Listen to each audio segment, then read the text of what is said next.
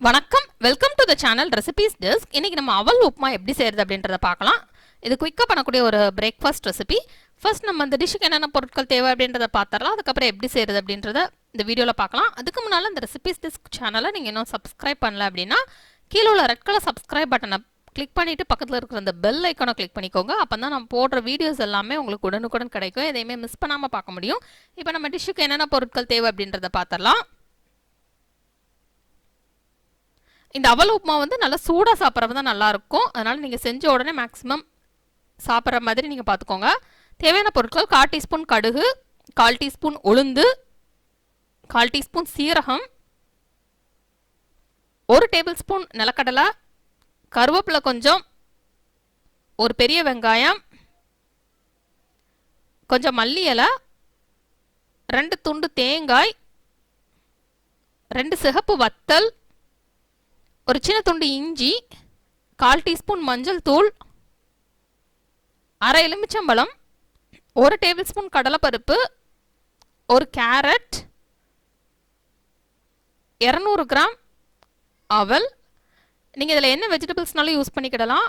பட்டாணி, உருளைக்கிழங்கு இதனாலும் யூஸ் பண்ணிக்கிடலாம். நான் இதில் கேரட் மட்டும் யூஸ் பண்ணியிருக்கேன். ஃபர்ஸ்ட் நம்ம அவலை வந்து நல்லா கழுவி நம்ம எடுத்து வச்சிடலாம். தண்ணியெல்லாம் வடிகட்டிட்டு ஒரு நிமிஷம் அப்படியே ஊறட்டும். கழுவி முடிச்சுட்டு அதுக்கப்புறம் தண்ணியெல்லாம் வடிகட்டிட்டு நம்ம எடுத்து வச்சிடலாம்.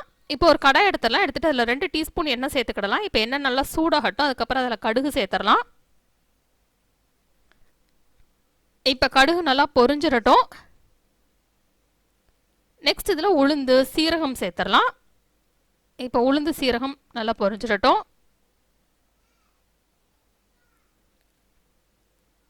நெக்ஸ்ட் இதில் நிலக்கடலை சேர்த்துடலாம். நிலக்கடலை உங்களுக்கு கூடுதலாக சேர்க்கனாலும் சேர்க்கலாம். உங்களுக்கு அந்த டேஸ்ட் பிடிக்கும் அப்படின்னா, அந்த இடையில அந்த க்ரன்ச்சியாக கடிப்படுறது பிடிக்கும் அப்படின்னா நீங்கள் கூடுதலாக நிலக்கடலை சேர்த்துக்கிடலாம். கடலைப்பருப்பையும் சேர்த்துட்டு நம்ம இதை ஃப்ரை பண்ணிடலாம். நல்லா லோ ஃப்ளேமில் வச்சு ஃப்ரை பண்ணி விட்டுருங்க.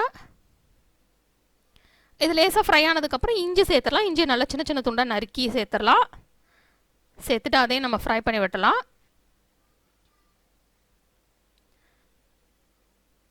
இப்போ இது ஃப்ரை ஆனதுக்கப்புறம் வத்தல் சேர்த்துடலாம். சிகப்பு வத்தலை நல்லா சின்ன சின்ன துண்டாக பிச்சு நம்ம உள்ளே சேர்த்துடலாம்.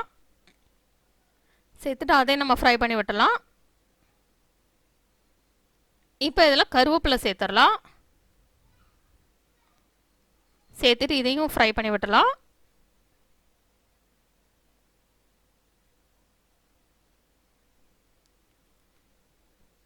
நெக்ஸ்ட் இதில் சின்ன சின்ன துண்டா நறுக்கி வச்சிருக்கிற வெங்காயம் சேர்த்துடலாம்.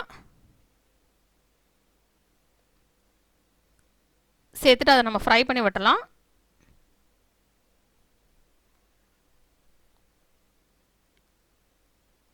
இப்போ வெங்காயம் ஃப்ரை ஆகட்டும்.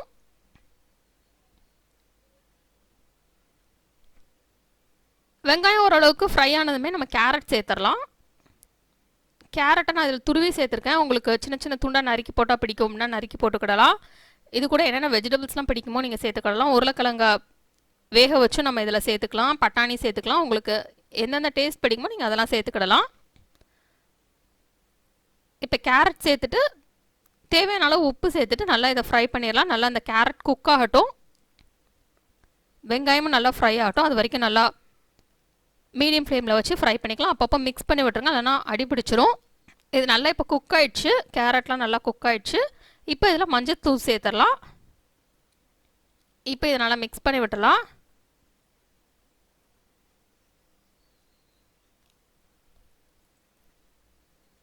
நெக்ஸ்ட் இதில் நம்ம கழுவி நம்ம தண்ணியெல்லாம் வடிகட்டிட்டு எடுத்து வச்சுருக்கிற இந்த அவல் சேர்த்துடலாம். நீங்கள் இதை வெள்ளை அவல்லையும் செய்யலாம், இல்லைனா சிகப்பு அவல்லையும் செய்யலாம்.